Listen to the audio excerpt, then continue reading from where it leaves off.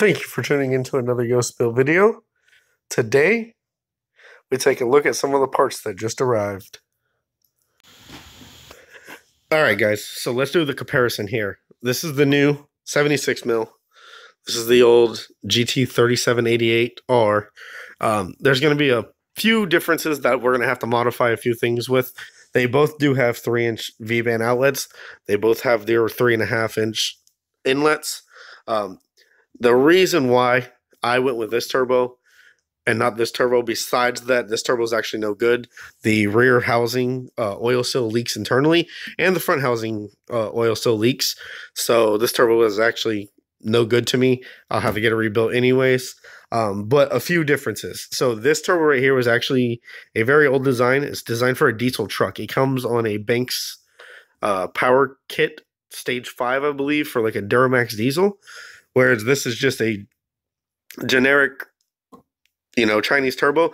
This is actually designed for LS cars like GTOs and stuff like that. This is their smallest turbo that comes with their on-1 performance or on-3 performance kit. This is just a Chinese knockoff of it. So the wheel difference is pretty large. This is 76. This is somewhere in the low 60s. The rear housings are very different. So this is a T3 divided 68 AR, whereas this is a T4 81. This turbo right here with my old motor I had planned for my green car, which was a low comp 2.3, would have worked pretty well for, say 550 horsepower, which is what this turbo is limited at. But since I put my motor out of my older cord, which is about a 13-to-1 compression 2.3 liter, I needed a much bigger back housing. Just so I can carry the power band a lot farther. I didn't want to run out of turbo. I've seen a lot of H's that have undersized turbos where they run out of turbo very fast, and I didn't want that to be a problem. So I really don't plan on putting the car, past like 800 horsepower, but I wanted to at least have the turbo that's capable of that.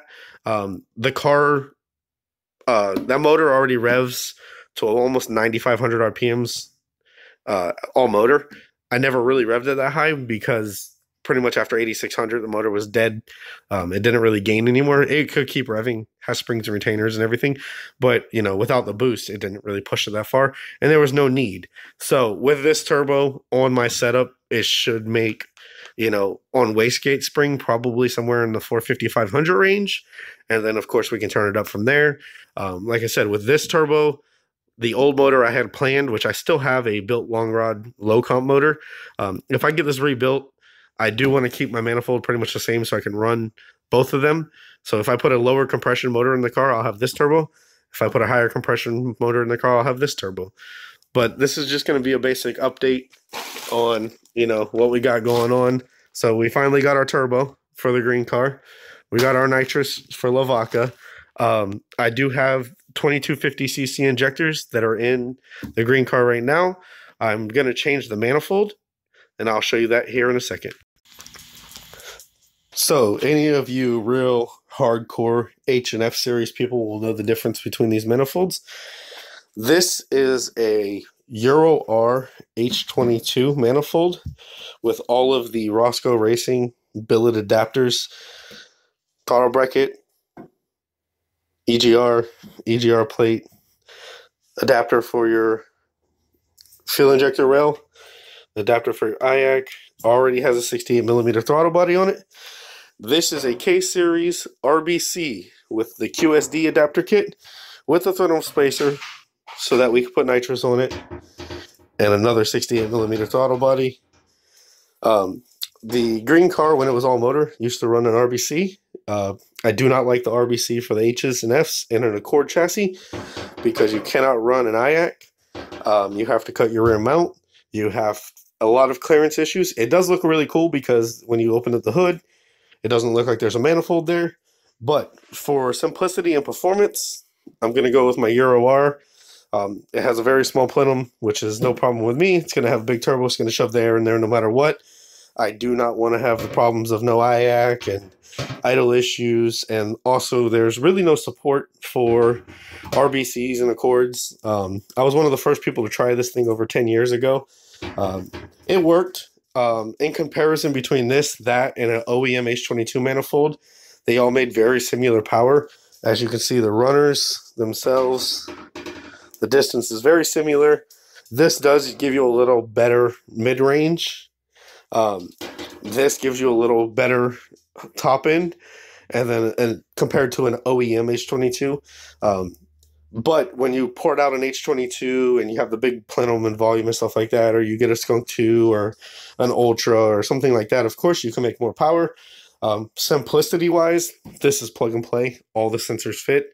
You can still do your air intake temps. You can do everything off of this. Whereas this, you cannot have an IAC unless you do, you know, some sort of remote mount. This, you have to cut up your rear T-bracket, and fuel setup and stuff has to be a little different. So I'm going to go with the Euro R, which means I'm going to have to make a few more mods to the car, change up the intercooler piping and stuff from the way I had it made. But it is what it is. We're going to try to get that car running this year, and this is just an update video on some parts. So, I don't know if I mentioned it in the video, but this was my mock-up motor. This is a 2.2 liter F22A1 based G22. If you guys always wonder what I'm mentioning when I say G22, what it means, it just means dual cam head, single cam block. This has a Bisimoto long rod setup. So basically it has H22 rods, custom spec pistons. This motor has a F20B head with it. It has Type S cams. It has brand new springs and retainers and everything. They are OEM, but I ordered everything brand new. This was my original build. This was also my mock-up motor. So this is the motor that was in the car for all the mock-up process for the, fabrication of the car. The motor that I recently put in the car is, it's going to be a little dark, is my G23 out of my gray Cd7, which many of you have never seen. I've never put it in a video. I have a T2, T4 trans. I have a full fuel setup with dual pumps, custom fuel tank. I have ESP motor mounts and traction bar. The motor mounts, I ordered brand new inserts for them, so they should be coming in within the next few weeks. I have a K-tune shifter. It's caged. You guys seen that video, the review on it. There's the manifold. We're going to have to modify the end of it and everything to make the new turbo fit. As many of you know, the Honda Build Challenge got rescheduled. Pablo already announced that he wasn't going. Shane has a family event to go to on the schedule, or the day they rescheduled it. I personally haven't really decided if I'm 100% going or not. I should be going. Like I said, if anything, I'll do testing with the DA around here.